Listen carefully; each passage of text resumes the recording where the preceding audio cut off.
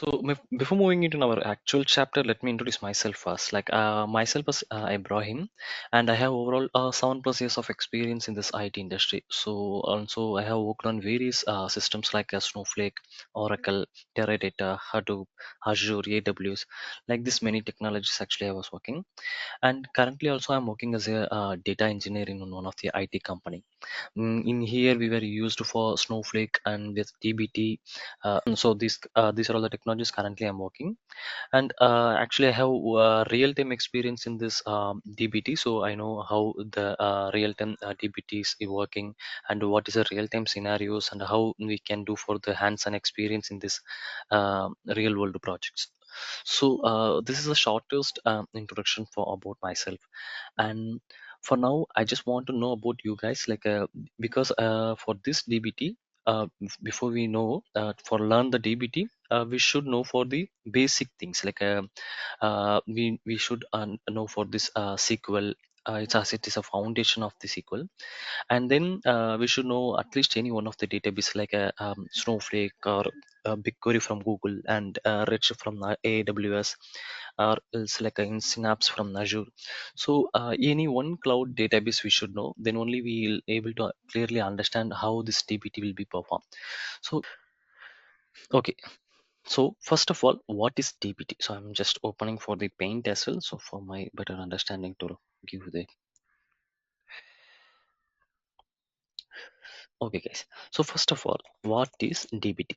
So, some of them actually in the DBT stands for Data Build Tool.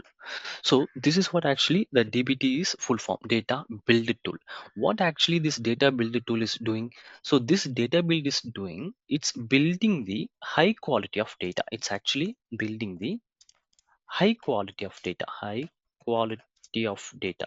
So this is what actually the DBT tool is doing. What actually it's doing, it's building the high quality of data. What actually high quality, how the data is turned to high quality? Because the data we were received for the uncleared version, we were received the data from user, it is uncleared version data. We should clean this data, so then only this data will be turned to quality of data. So how do we have to cleaning? So how do we are cleaning this data? So for that case we are just doing for the transformation. So for this cleaning process, which means like a cleaning means nothing, we were just removing the unnecessary spaces, removing the trimming that, and we are just removing the changing the data how it's structural way, like that actually we are doing. For that is the cleaning process. For that cleaning process we are calling as a transformation. So this is what actually the cleaning process. So DBT is nothing which is transformation tool. What transformation? It is transforming the data. So DBT is a data transformation tool. Okay, now we understand, we know the basics for DBT, like what actually DBT is doing. DBT is a transforming the data, which means like an unclear version to cleared version. This is what actually the DBT is doing. Now we want to know why we are doing the data transformation. So this is what most important thing. Without knowing the data transformation, we don't know, we are not going to understand what is the purpose of using the DBT. So first of all we should know what is the data transformation. Before that, what is data? So I'm going to very simple way, then we'll grab it advanced level day by day. So first of all, what is data? Data is nothing which is a information of something or someone. So if I have my pen, means the pen has some name. So like it's a blue color pen, means the blue color is one of the information, and then the pen has written in the ballpoint pen, means like that ballpoint is one of the information. So the data means nothing which is the information of something or someone. So for that data we were used to make the proper decision. So data is a information, so we understand data is a information. Why this information we are collected? So when we are collecting this information, then only we are making the proper decision. So What is proper decision? If someone is starting the business, if he wants to make the business is a properly, and he want to make this business is a profitable way, means what he needs to do, he wants to track the data, how the data is going. Like we can consider, I just tell you one example. You can consider say one table. That table is a institute table, which means this table contains for the course detail. So let me tell you one thing, like the SQL course, and the SQL course was January month. You can consider this is a Jan month. When Jan month, students are enrolled in SQL course are 10 members. And then next month is February month. February month, the same SQL course, students are enrolled only for the 8 members. Every month, day by day, it got month by month, it got decreased. Like March month, their students joined only 5 members. So what we need to do, if I know this data, then only I can put some more effort for the April month. If I'm not tracking for these data, I'm unable to do for effort in the April month. If I have this data, what I can do, I can start understanding, analyzing this data. So initially it was good. They month by month, the students are enrolling is very less. So I need to do more advertisement.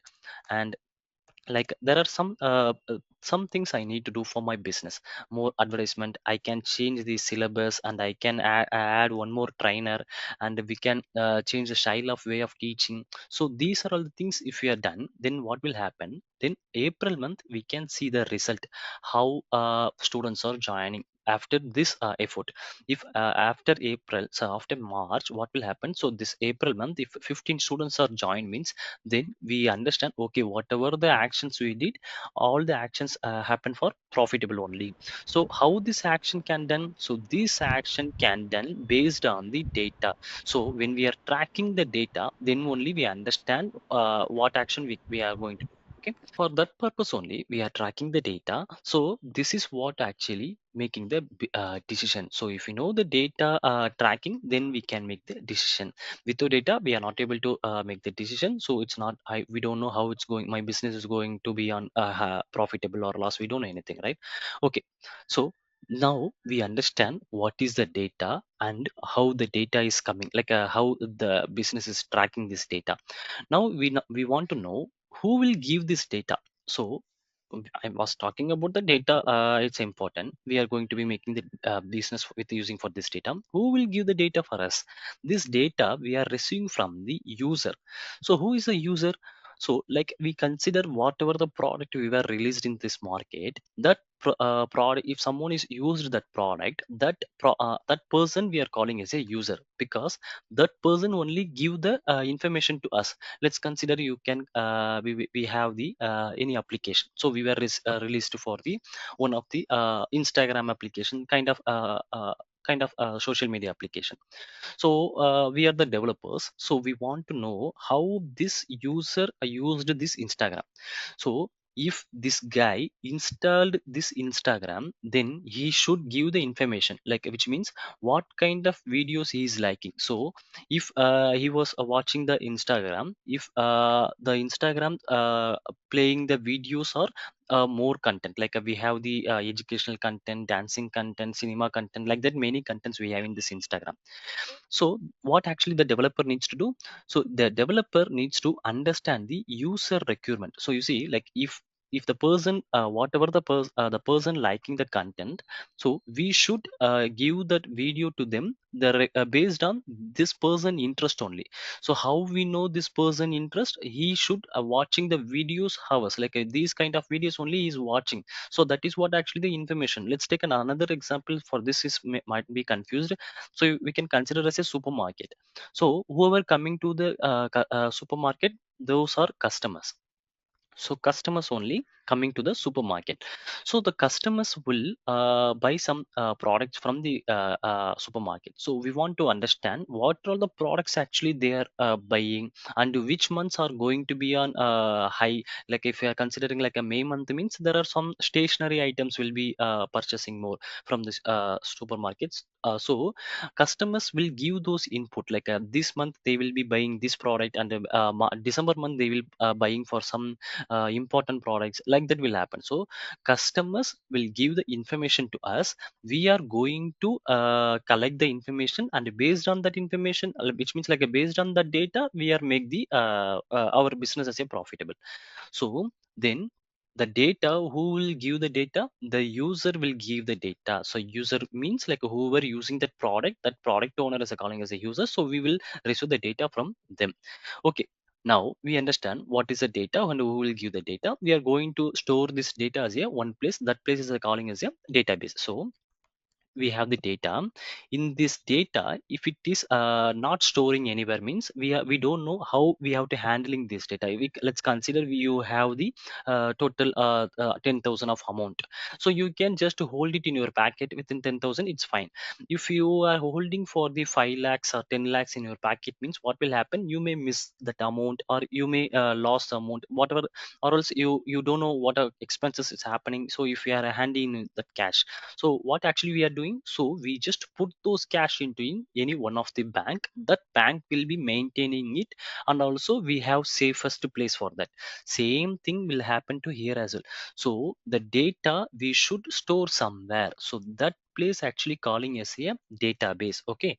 So this is what the database, which is nothing. We were used for the snowflake or Teradata, Oracle. There are so many places we can calling as a database, or else there is a one more name we have, that is a data warehouse. We have the differences of database and data warehouses. The database means nothing. Whatever the data we are going to store in the data storage place, that place we are calling as a database. Data warehouse means nothing. There are two or three database like a that is what actually stored in one single place. That place calling as a data warehouse.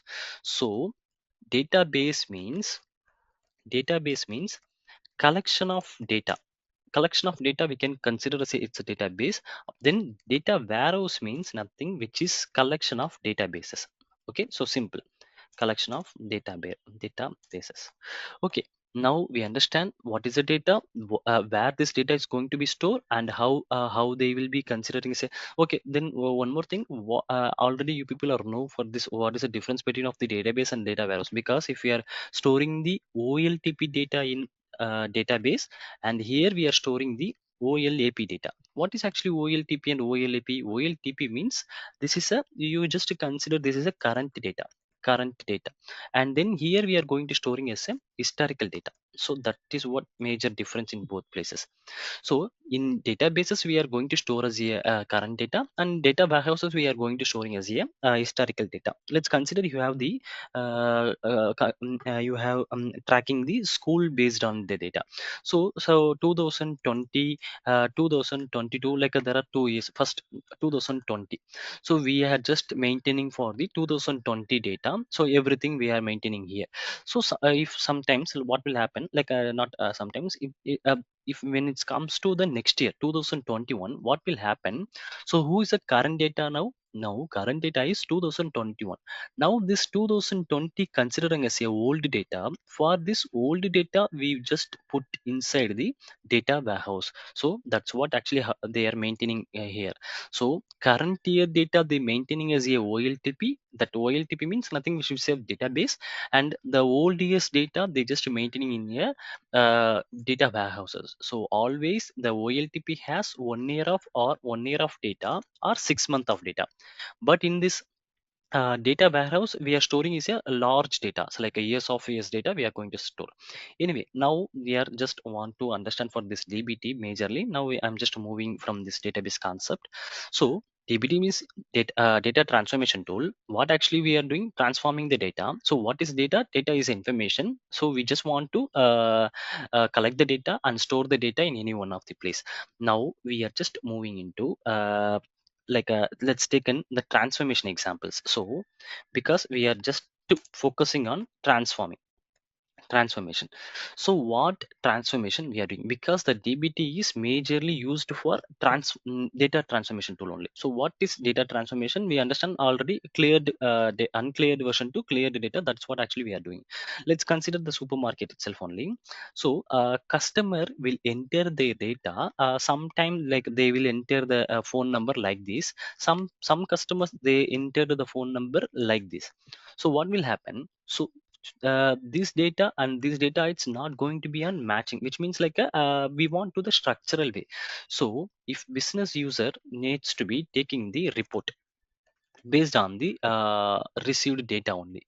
So if business users going to be taking the report, if they are seeing for this unstructured version, means he could not understand how they will be make the business, because this kind of data will give one kind of result, this data will give the one set of result. So this business user will be getting the confusion. Also you see, in US people, they put the date as a month first and date second, then the year.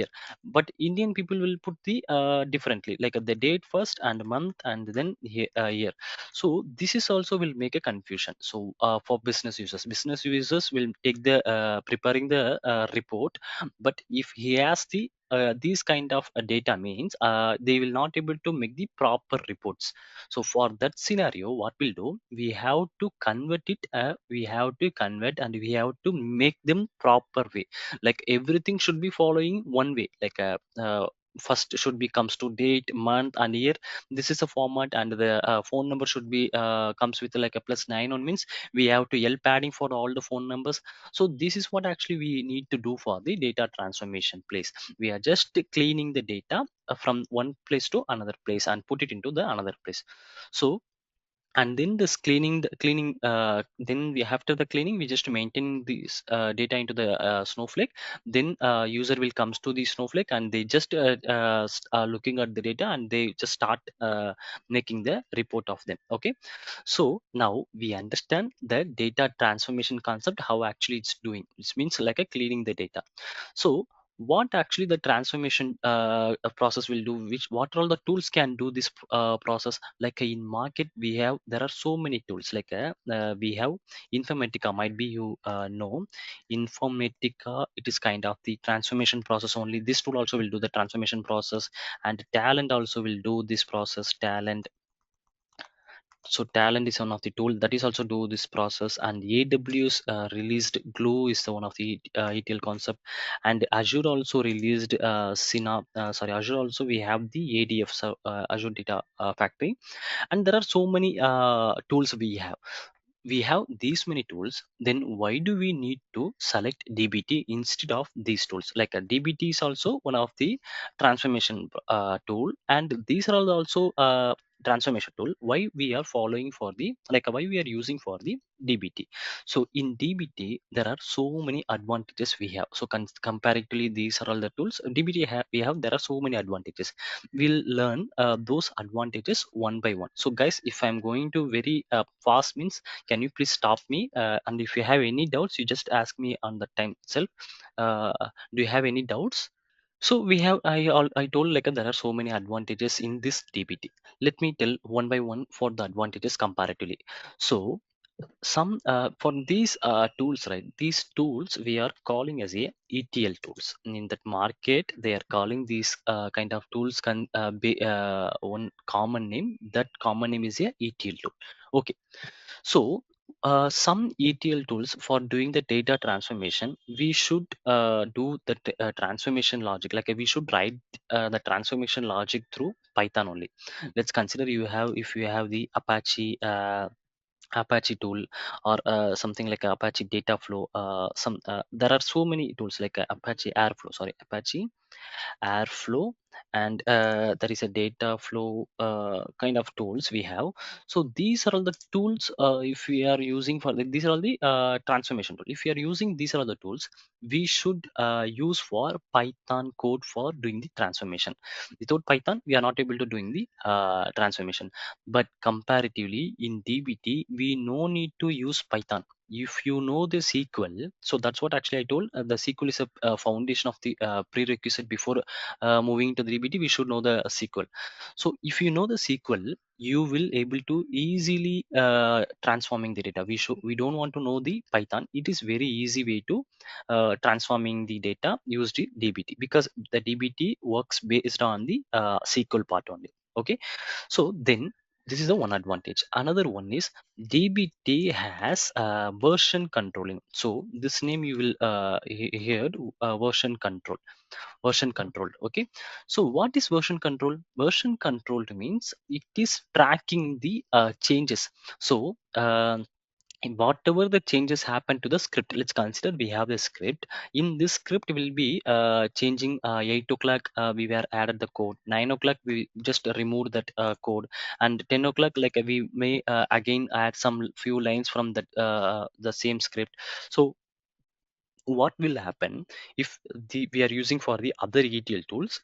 So if we were changed from here to here, then we were not able to go back again. We should take the backup manually, and we have to spend the spaces. We have to give the storage memory as well. But when it comes to DBT, we don't worry about the backup, because that DBT will be consolidated. The DBT will be collaborated with the version control tool. That tool is called as a Git.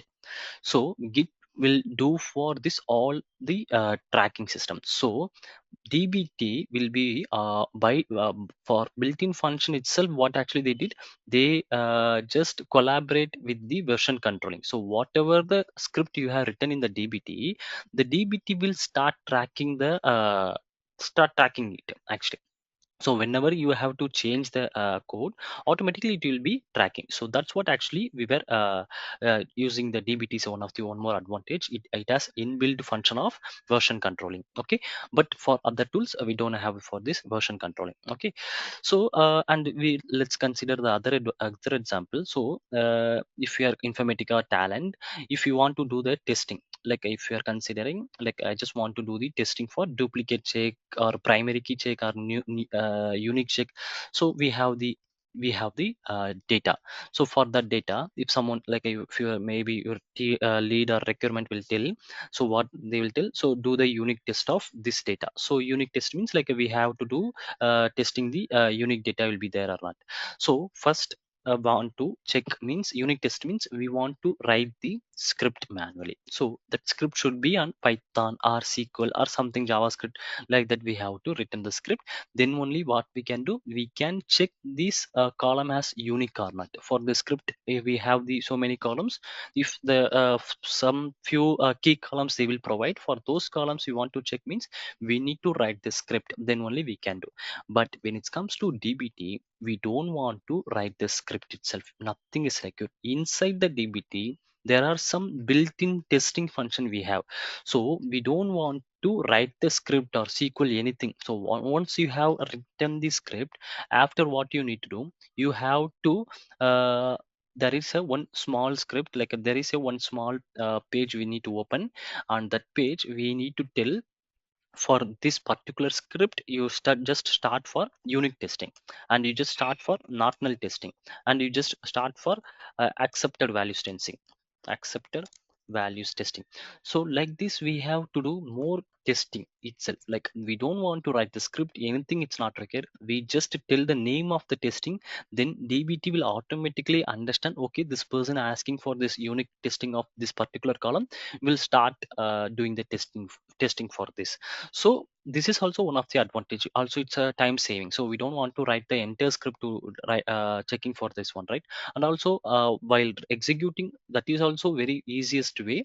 We can just execute the test cases, that will be easily the DBT will handling it. So this is also one of the advantages. And one another advantages is DBT is a open source. So DBT is a open source. We no need to pay any amount to them. We just install it in our machine, and then we can directly using the DBT. But if we are using like in DBT, we can accessing two different ways. One is a CLI, another one is a GUI. CLI means we already know command line interface. For this one only is free, so open source, anyone can install and anyone can start transforming the data. So it's a free version. But GUI is a graphical user interface. This is a not free, it's a paid version. So but for us we don't worry, because when we are start learning that, then we will able to log in this paid version of DBT with 14 days of trial pack they will given to us. So for this GUI, that is what actually the cloud DBT, and this is actually CLI is a completely command based. Here we can just executing the DBT only, but when it comes to the cloud version, we have so many other advantages as well. Like we can just run the jobs, and we can schedule the jobs. So there are so many other advantages also we have. So for that, that is the reason we just pay for them for getting these things. Okay, so anyway, DBT is a open source, but other tools we should pay for them, and we need to start paying them for the transformations as well. But we in the DBT we no need to pay for them for doing the transformation. Okay, so now another thing, they are just telling for the ETL. This terms, it's a very famous ETL term. When it comes to the DBT, like all other tools are following for the ETL process, but when it comes to DBT is not following to the ETL process. DBT, it's following ELT process. Okay, before moving to ETL ELT, first of all, like the deepest why actually DBT is using the ELT process, we should know basically what this ETL is doing. What is this ELT is doing? First, ETL means nothing, which is a extract. E for extract, T is a transform, T is a transform, L for load. So this is what actually ETL. And then same here also, extract, load, transform. Okay, so now you consider we have two things like a ETL or ELT. Let's first learn about the ETL, then we'll move to the ELT, then we'll understand why actually DBT follows for the ELT process. Okay, first, ETL means extracting the data from different source systems. Like you can consider we have the source systems like Oracle or Teradata or SAP or some source systems we have. This is what actually the sources. We are extracting the data from them. Extracting means what actually we getting the data from them. So we are extracting the data from them, and then we are start doing the transformation. So this process we are calling as a extract means we will receive the data from them, and then what we need to do, we are just start doing the transformation. So I already told transformation is nothing which is cleaning the data. In this place we are just doing for the transformation. We are just cleaning the data, then after cleaned version, then we can load it into the database. So that is what load process is doing. Load means we will just load it into the database. This is what actually ETL process. Let's consider like a we just take the data from some user, and we start doing transformation for that, and once it is clean means we can just load it into the final database. Then the final database, the business users will be start make the report from them. Okay, so this is what actually the ETL process is following. Then what is ELT process is doing? Same here also we have the source system, and here also we are just extracting them. So here also we just extracting them, but here we are not directly transforming here. Instead of transforming, we just load it into the database. So instead of transforming, before transforming, we load it into the database. So this is a loading. After extracting,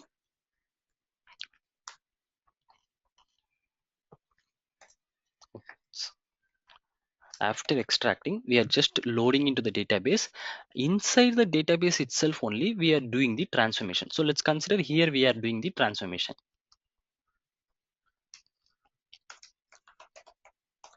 Transformation. Okay, so that is what actually ETL process, transforming the data after loading. But in ELT process, load the database, then we'll start the transformation. Why actually these two different ways?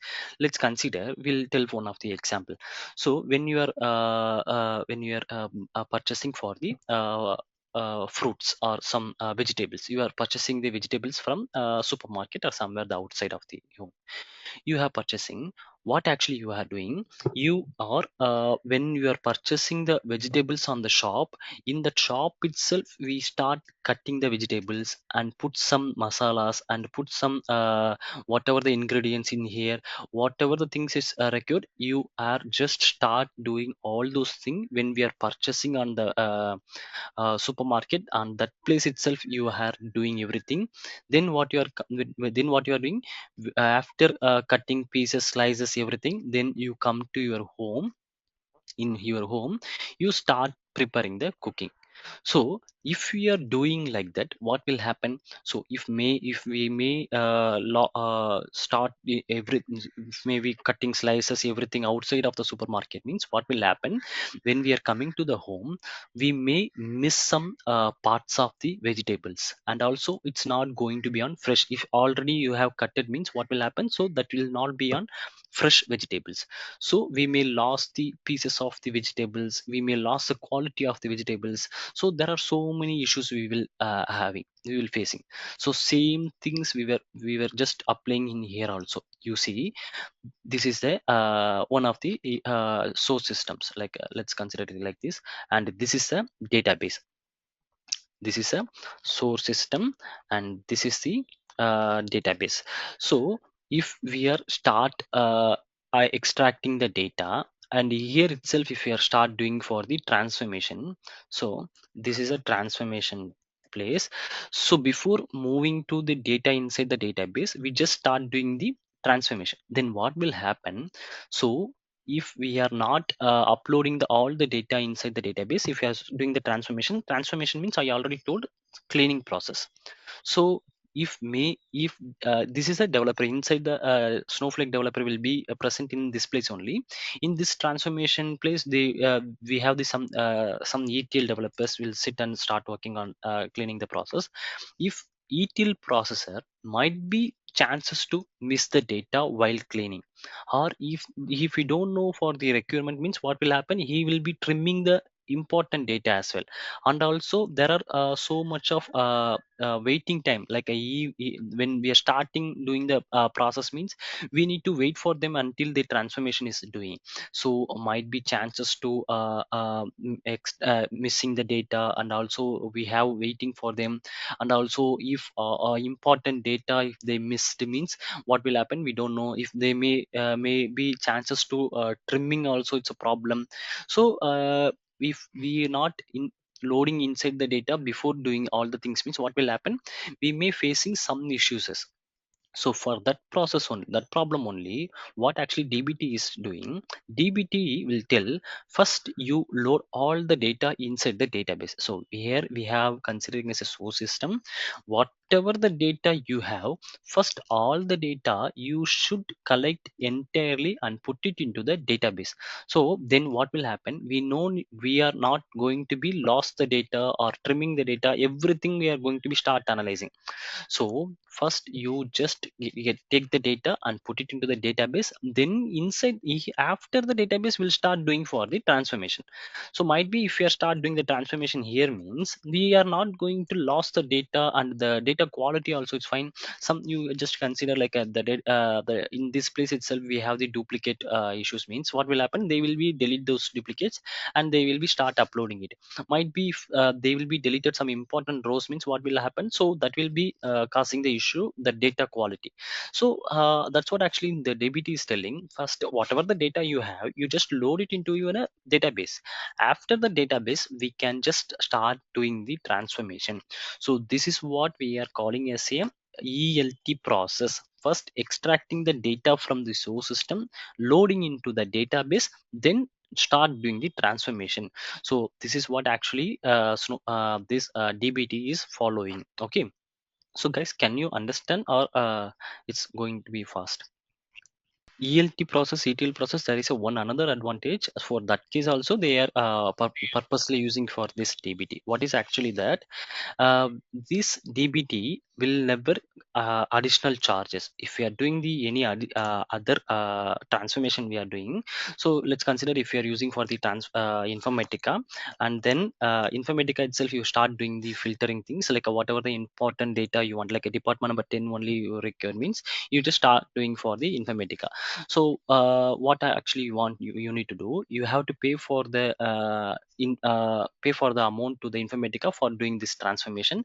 But when it comes to the DBT, we don't want to pay for them, because this DBT that won't has his own engine, so it doesn't have the own engine means, let's consider we just running the query.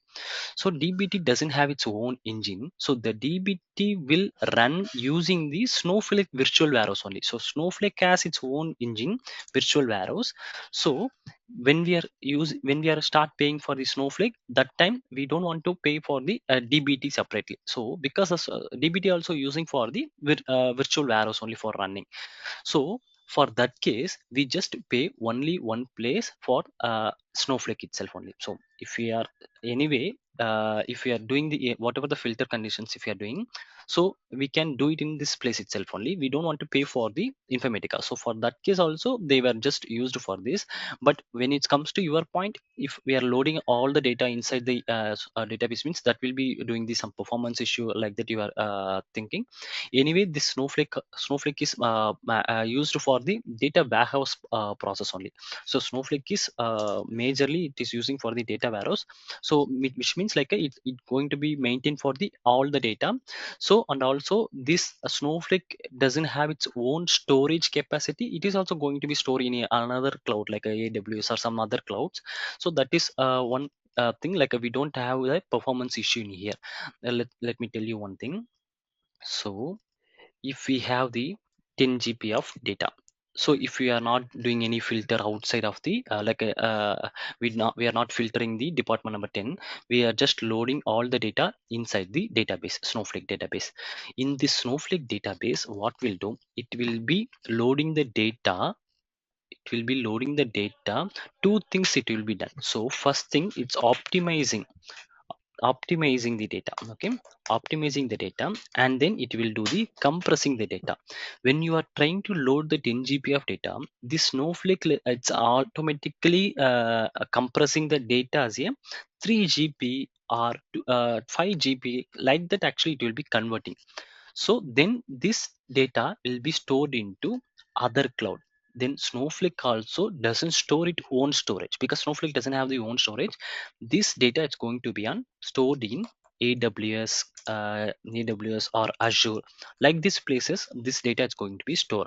So then what will happen? DBT will run top of this Snowflake itself only. So DBT will, oh, got a call. Just 1 minute, I got a call. Yeah, so DBT will start run top of the Snowflake engine. So this won't affecting for the performance, because of we have running the computing is different layer and storing is a different layer. This won't affecting the performance anytime. You got my point? Like when we are trying to load the data inside the Snowflake, in that Snowflake itself we will do the filtering conditions. So for that case, we no need to use to for the any other ETL tools. Anyway, this Snowflake itself, while loading, we can filtering the data. So for your case, if you don't want to load the 10 GB of data, if you want to separate data, means while loading itself, the Snowflake will understand the SQL queries. Then this it will be going to be loading as a filtering data only. So for those filter, the basic levels of filter we can done while loading itself only. So for that we no need to pay for the Informatica, right? So other ETL tool, because already we are going to be pay for this Snowflake. So and for simple filtering things, we should pay for the ETL. Instead of that, when we are trying to load on that time itself, if we are doing some filtering, means like if we are trying to filtering for some important data, means what will happen, so those important data only we can load inside the Snowflake. So we no need to we just pay for only Snowflake, we don't need to pay for the other ETLs. Then when it comes to the actual DBT expressions transformation, then after that we can pay for the virtual warehouse, so inside the Snowflake itself only. So for payment things, will considering as here, they just are not used for the ETLs. So because of these filtering conditions, we can do the Snowflake itself while loading. Okay. Okay, let me tell you the other one. So now I will understand why actually this DBT is following for the ELT process instead of the ETL process. Okay. So, and then I already told this DBT itself is has version control, but the version control it doesn't has this DBT on it, because this version control is a Git process. So this DBT is just collaborate with the Git. So we don't want to do anything. Just when we are installing DBT, automatically, and also we need to install the Git. So automatically what we need to automatically we have store the data inside, like store the scripts inside the Git, so we can do maintain the tracking the systems as well. Okay, now let's comes to my this one. So works with arrows. This one I already told, right? This DBT will executing the code, like it's a DBT. You can consider as he is a director. So he is a director, and he is a Snowflake is a actor. So because whatever the script we were written in the DBT, so those script simply Snowflake will start running. We were running the we were give the run command in DBT itself only. We were writing the script using the DBT logics. Then we were just give the run command. That run command will be directly hitting to the Snowflake, and Snowflake virtual warehouse. That DBT will be start executing entire code, and it will be storing inside the Snowflake. So it is a orchestration tool. It is a orchestration tool. So which means like it's a kind of manager, like it will be managing for the whatever the scripts we are going to be run, those logic will be maintaining. And also there is a few more things we have inside the DBT. We can maintain the job scheduler. We can just have it a mail triggering when the job got succeed. So like this actually we have so many advantages inside the DBT. Okay, so we know we learn for this wide database and the raw data how it looks like, and why DBT instead of other tools, and ETL and ELT process approach. And does DBT have its own own engine? Yeah, I already told DBT does not have its own engine. It executes SQL queries using Snowflake's virtual warehouse. DBT is an actor. I already told that while Snowflake execute the instructor. So why not just use Snowflake? Okay, so other question will come. So some people will ask, like when I take the session, that time actually what actually they are asking, Snowflake. Let me large this board. Okay, now we have doing the transformation in ETL. So then we are just load the data in this database. So Snowflake database.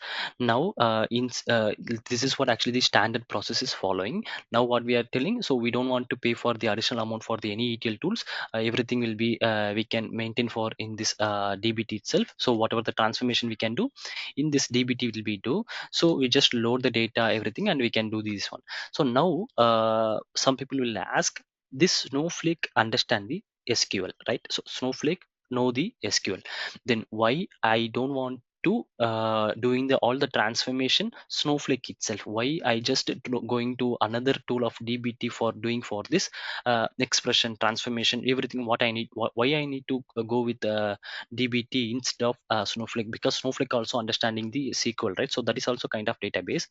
So okay, now we want to understand this one.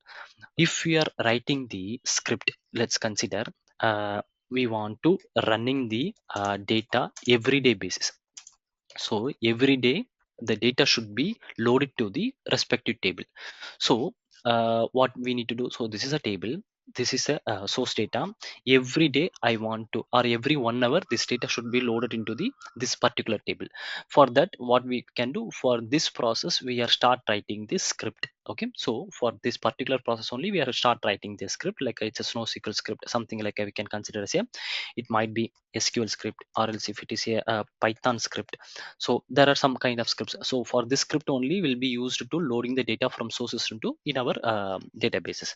Okay, let's consider if we are start writing the Python script, means we should know for the Python language. So for the data transformation we have to prepare the Python. Because of this Snowflake, how we can write the script? We can write the script through store to procedure only. So stored procedure only we can write the script. But in Snowflake, in stored procedure accepts only for three languages as of now. One is a JavaScript language. Another one is a Python language. Another one is, 1 minute, the text size got resized. It's a Python language. Another one is a PL SQL structure. So a kind of SQL only, but following for the PL SQL. Okay. So when we are trying to transforming using the Snowflake itself, means we have to write a script. That script will be maintained for the store procedure only. So we can put those all the transformation logic in any one of the languages. For that we should know the JavaScript. For writing the store procedure, we should know the JavaScript. But that is a complex. And then we need to know for the Python for writing the stored procedure, that is also complex. If you are going to the PL/SQL stored procedure, means that is also syntax wise complex. So also if we are writing simple statement SQL statement, means we can write the SQL script. But what we need to do, we have to write the script every time manually. We have to load this manually every 1 hour. That would be a very complex. So for that script we are writing the store procedure. But store procedure following for these languages, that is also complex. And also for the store procedure calling every 1 hour, we have to use for the one of the object name is a task object in Snowflake. So this task will do every 1 hour. It will be start executing the store procedure. The store procedure will start loading the data in here. The problem is, if we are doing like that, means we have to make the complexity of this. And also in task, maintaining the dependency is hard. So we know that three task we have, but the three task we can maintain for the child task as well. But that is not that much of easy when it comes to real time. If you have the 100 plus jobs, means anyway definitely in your real time project there would be 1,000 jobs or 400 plus jobs. So all the jobs, if you are maintaining the task itself, means would be a complex thing. So that is the case. What we need to do, we are not going to write the SQL scripts inside the Snowflake. Instead of that, we are just maintaining for the DBT. It is just, if you know the select statement, then it's more than enough. We can start writing the script. We don't want to go with insert statement, update statement, or nothing. It's required. So if you know the select statement, then DBT will execute the query with using the select statement. If I'm written the select statement, what will happen? So DBT will be execute the result. That result will be directly stored into the Snowflake. Nothing will happen. So we don't want to write any JavaScript, Python, PL SQL. Nothing is required. If you are writing the script using the select statement, that is more than enough. When we are executing that select statement, automatically it is going to be stored in a Snowflake. So that's what actually, it's a time saving purpose only. So time saving also. So we can do the cost saving in here, and also we can time saving, and also we no need to learn for any other kind of these languages. And also it is a very complex for someone it's come to the new to that project. If we are start understanding that logic, means that is also it's a complex. So for that is the reason what actually they are just following for this select statement only. That's more easiest way to executing the code. Okay, so that's what actually I have mentioned in here. Why not just use Snowflake lacks version control. Yeah, this is also one thing we have. Snowflake doesn't have the version controller. So in DBT collaborate with the GitHub, so it has the version controller. And there is a no automated testing feature. So if we are just start doing the writing the script itself in the Snowflake, means we have to write the test cases manually. Like the unit test, we have to write for the select statement for the particular unit test. And duplicate check also, we need to write the test cases. For the test cases also, put it into the script, and that script also we need to start executing when the test is required. But in DBT, that will be also automated. So we can just give the one single word that will be start executing. And there is a no dependency management for complex transformation. When it's using the DBT, we don't want to worry about the complex transformation logic. Like there is a no dependence of Python or JavaScript. If we know the SQL, that is more than enough. And DBT automates test and lacks of transformation efficiency. So there are so many automation tasks we can do inside the DBT, and the transformation logic also will be able to write within a SQL statement. And this is what actually the Snowflake task with DBT. I already told Snowflake stored procedure use Python, complex maintain, no version control Snowflake task, and DBT simplifies transformation with the SQL, built-in testing, and also it has the Git integration. So these are all the advantages actually we have the DBT.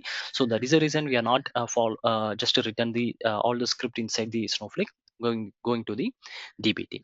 And additional benefit of DBT is generates automated documentation and lineage graph. So this is one of the very good advantages in our DBT. So if you are writing the DBT scripts, what will happen?